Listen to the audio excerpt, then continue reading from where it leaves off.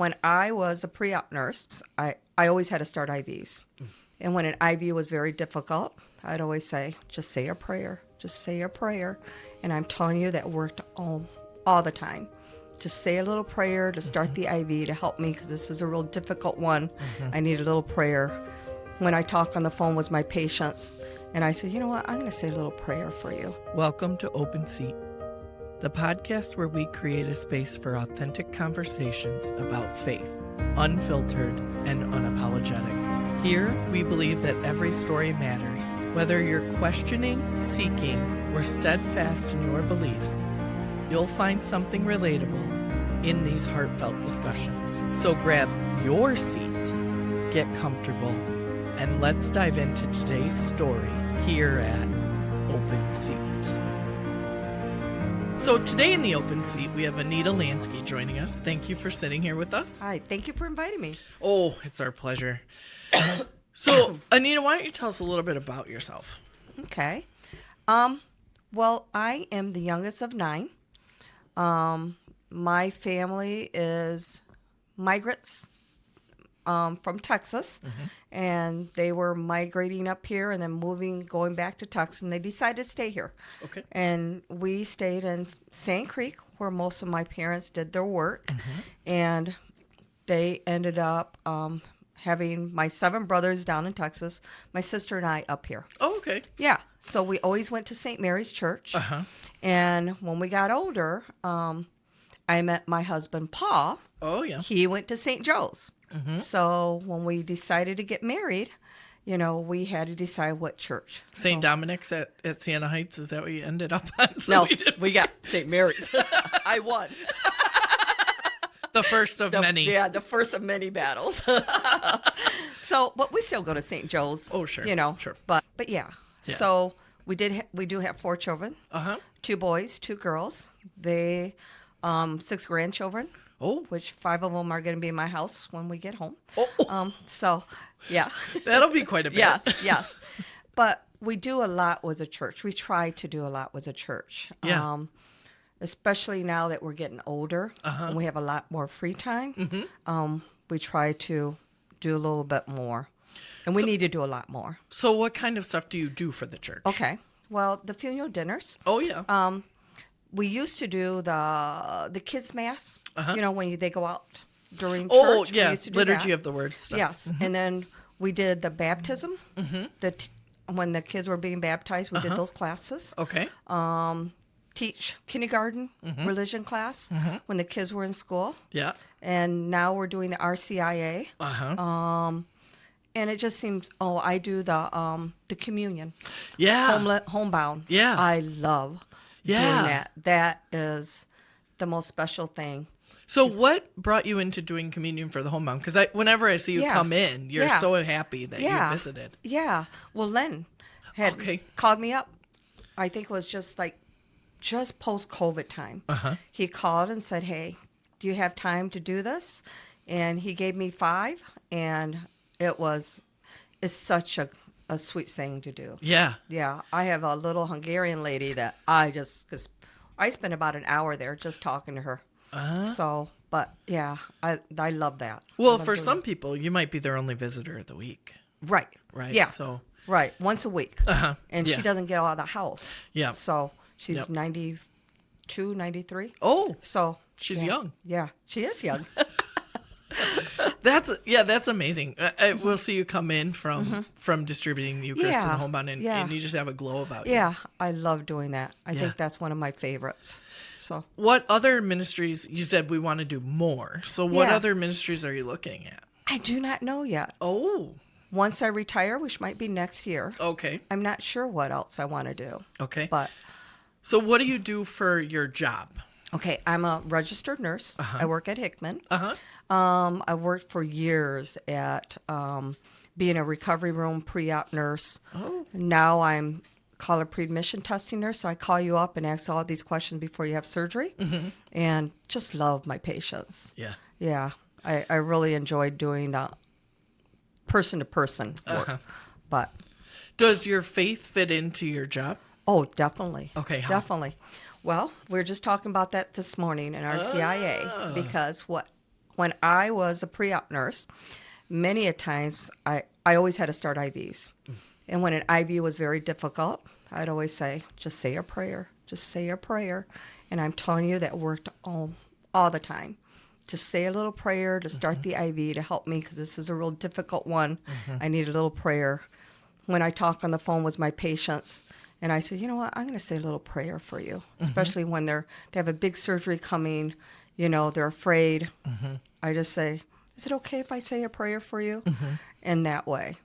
I can imagine you probably get some pretty apprehensive people. Yes, a lot of them that are scared. Yeah. And I mean, we're not a big major hospital, right. So we don't do huge cases. Right. But any case that they lose control, they're not in their body, they lose control, a high anxiety, so I like to try to bring a lot of humor, more happy, especially when I was in pre-op. I'm more of a, lay the hands, just say it's going to be okay, it'll be good. Yeah. And then I'm in my community. Yeah. I see a lot of people from church, my community. Kids. Parents and siblings and stuff. Well, yes. Yeah. Parents with their kids is high anxiety. Yeah. But yeah. So what kind of things sustain your faith? Like, do you like to go to adoration? Do you like to pray the rosary? Do you like to... I'm a person that pray throughout the day. I do not sit and pray at one time. I pray throughout the day.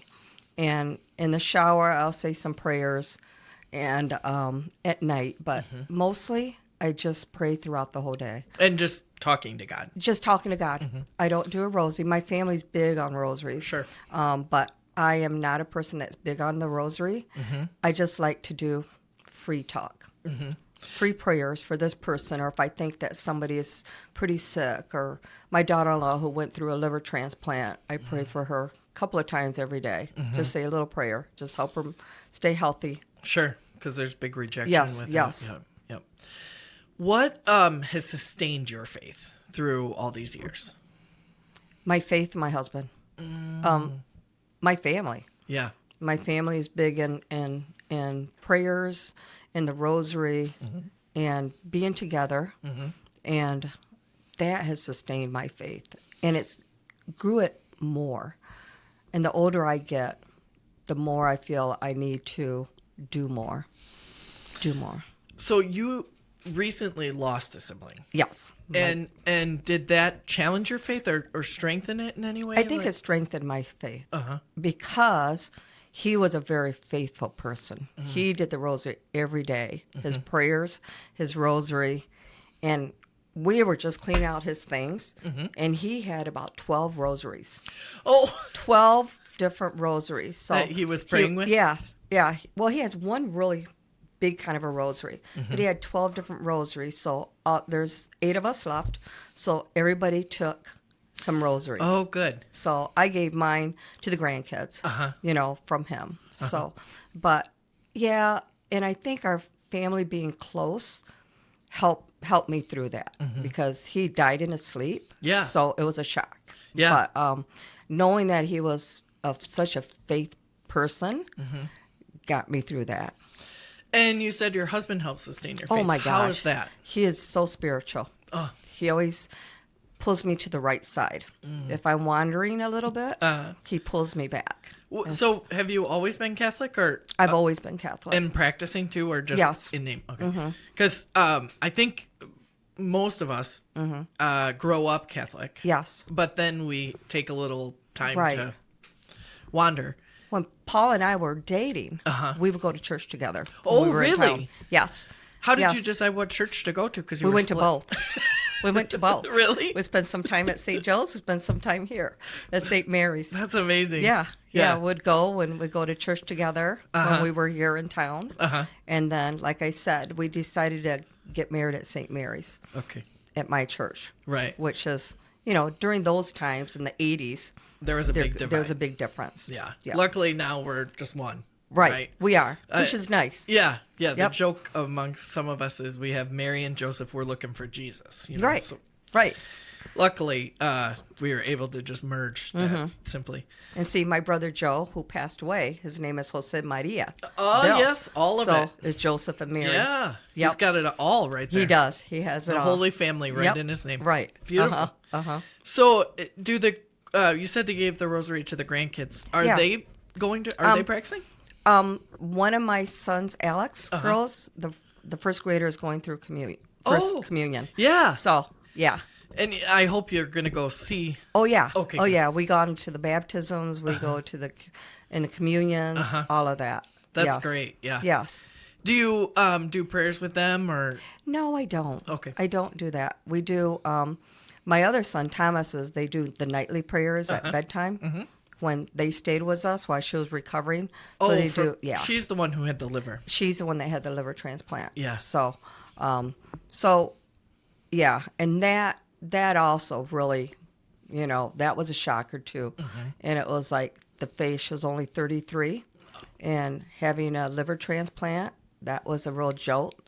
And 3 kids, and so, but we got through that. Yeah. And it made us all stronger. Right. It made us stronger. Right. You probably stepped in as the grandparents and helped out. They lived with us for 8 weeks. So, yes. They needed a place to recover. Yeah. And so all 5 of them moved in with us. Yeah. For 8 weeks. That's beautiful that you welcomed them. Yes. Yes. Because I can imagine an empty house to a full house. It's a very different. We bought that house because we needed somebody. We needed a one floor, first level, have everything. And we were planning that our mother-in-law, Paul's mom, when she got older, would come and live with us. Okay. Which, she already passed. She did, yep. But we have, that house I had my brother there after open heart surgery, 6 weeks. Yeah.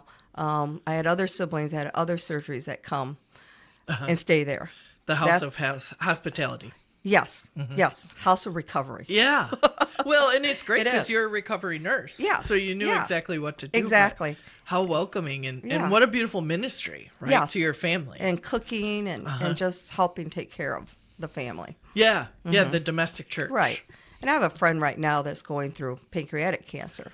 So I go and take her to U of M, which is an all-day deal for chemo. I spend the night with her, making sure she's okay, and then I come home the next day. So I do that every other week for her. So your ministry, never stops. It never stops. It's just a part of your life. But it is, because I'm a nurse. I feel like I need to do that. So do you think when you retire, you're going to do something with nursing on a volunteer basis or something? Like hospice or? I don't think so. Okay. I don't think so. I don't really know. I don't know if I can be the type of person to stay home and do nothing. Yeah. I'll drive Paul nuts.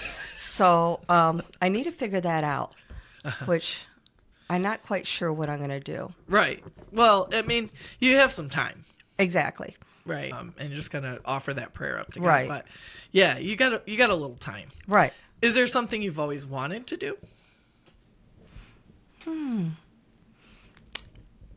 Not that I know of. Okay. I mean, I always knew I was going to be a nurse since 5 years old. Oh, so, okay. Yeah, so I knew that's what I was going to be, a nurse. So I think just helping others. I think right now it's just helping whatever. My siblings who aren't married or whatever, they're all getting older. My oldest brother's 80. Oh, okay. I'm 63. So there's a big gap. There is a big gap. Yeah, big gap so. And you're the second from youngest, right? I'm the youngest. Oh, you are the youngest. I am the youngest. Oh, yeah, it does fall on Number you. 9. Yeah. So you will always have that nursing in your family even. Right. Yeah.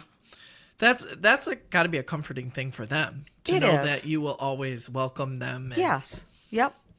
Or if they have any questions, if I don't know the answer, I can find an answer. So that's great. Yeah. Well, is there anything else you want to share with us today? Anything else? You came from the RCIA meeting or your RCIA sponsor. Anything big you want to share with us? Big from RCIA? Or just that you've learned or whatever. It's just amazing, the RCIA program, what these new members have to go through. I mean, our kids and I myself went like every week, but it was like no big deal. But for these people, and we're sponsoring a couple, and they're so special. And for them at this age to want to become Catholic. And their daughter recently became Catholic last year. And so now they want to become Catholic. And the faith they have already is amazing. Yeah. Is amazing. Yeah. The interesting thing for me is that there's a cousin in Jackson who started this whole process for them. Oh. He has been praying for his family to have conversion for a long time. Wow. And Jenna was the first. And then the parents know. But Yeah, he was a godparent for one of the kids at a baptism and talking to him. Yeah. It's incredible the power of prayer for your Right. family. It reminds me of what I should be doing. You know, just not going along with, you know, going to church every week doing this, but you should have more faith, more giving, you know, research, I don't know if I'd more say research, that. you know. Yeah. I don't know if I'd say that about you, though, because I think you're pretty willing to offer your faith if you're praying for strangers. Yeah. You know, Yeah. and But I always feel like there's more to do. there is always more to do. There's more to do that I need to do, and I just haven't gotten there. And I don't know if I ever will. That's an interesting concept, right? Yeah. Like, Yeah. am I okay with the fact that I will never get as much Yeah. as I think? Yeah. Because there's always more stuff to do. There is always There always more. And I don't know what that cap is. You know? Yeah, that's where prayer and discernment come through, right? Right. Just to give us a little guidance on those moments when we don't have answers. Right. And I think that might be the hardest part about being Christian is that I will never have some answers, and I have to be okay with that. Right. Right. You know, that's the tough part. That's a tough one because I like answers.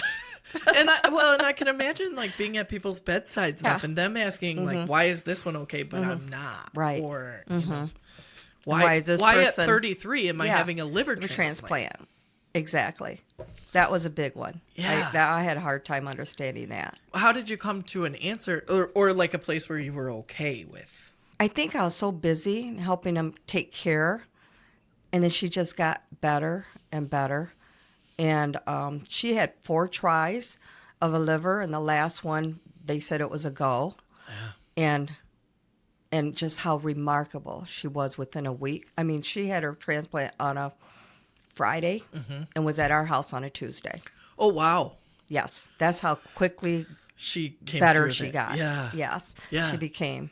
And so the faith of that, of the prayers, because everybody was praying for her, it was amazing. Yeah, something like that's hard too because someone has to die Yes. for you to And be that able was to a get hard your part. life-saving. Because I'd have like a little email or texting that goes out to my siblings. And I said, okay, pray for Hannah. She's getting a liver, but pray for the family because it was a young one. They had passed away. So you feel just as bad for that family. Sure. But what a great gift she received. Yeah, the gift of life, right? Yeah, the gift of life. And that's what she said. She has the gift of life that she is not, regretting at all. Yeah. Doing as much she can for this new life that she got. That's like the greatest thing you could do. It with is. that. It is. And I think that at that moment, that really kind of told us all that life isn't just something you just forget. It's something every day that you should be thankful for. You've had a couple of those moments in your life. We have. Yeah. We've had. I had was diagnosed with breast cancer probably 12 years ago. Oh. And it was pretty traumatic because, of course, no one in my family or anything. I'm the youngest.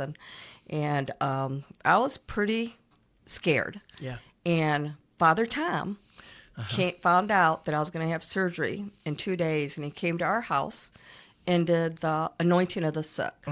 And I believe I have never, ever felt more the presence of God than when he did that with us at home. When we held hands and he prayed, my son Alex was there, Paul and I, and Father Tom. And that was, the feeling that I was going to be okay. I'm the okay. feeling of peace. He has me in his hands, and I was going to be okay. I can do this. Before it was like, so within 5 days of finding my diagnosis, I was already in the surgery, having surgery in my own department with my friends, my colleagues, and that was special too. Having everybody around me that I work with, and waking up and going to sleep, and anesthesia who knew me, taking care of me.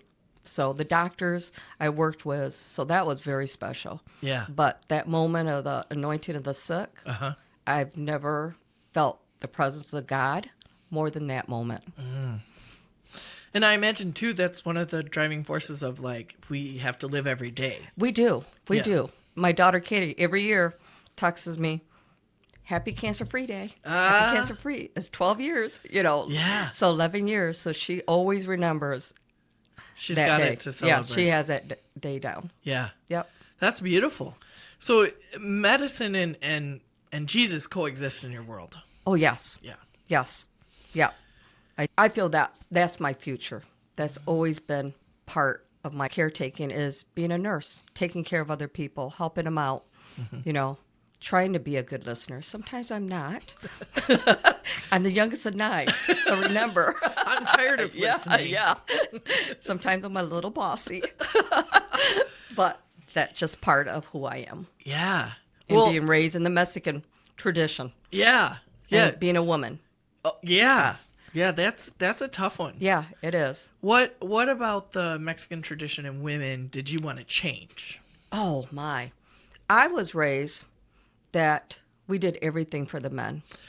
Oh, We did everything. I think that's probably why Paul married you. Yeah. Right? You would just Right. do it. Yeah. I was raised that if my brother needed some water, I would get up and get it for them. I had the 7 older brothers. We did everything. We did the house and cleaning. I would iron all their blue jeans. We would do everything. So when I had my own girls, very independent. I didn't want them to be thinking that somebody else has to take care of you. You take care of yourself.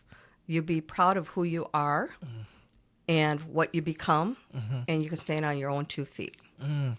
So they were not raised in the Mexican tradition Yeah. of how it was, which submissive woman. right, which and when I went to nursing school, that's when I learned, wow, there's a lot of other people that live very different. Women live very different. So going to nursing school really taught me to be independent.